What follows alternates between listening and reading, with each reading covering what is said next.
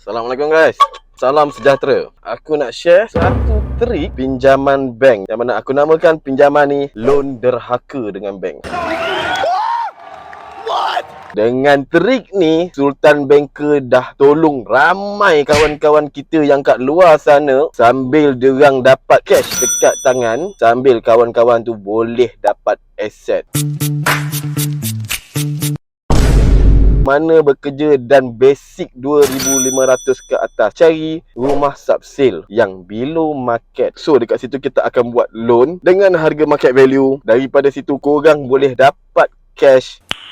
Nice. Kalau korang dekat luar sana tu nak Sultan Banker tolong plankan langkah derhaka ni untuk korang, PM, komen, saya nak plan langkah derhaka dalam kurungan negeri korang, dan tag Sultan Banker. Save video ni untuk rujukan korang. Pinjam macam bos, bayar macam pro, hidup macam Sultan.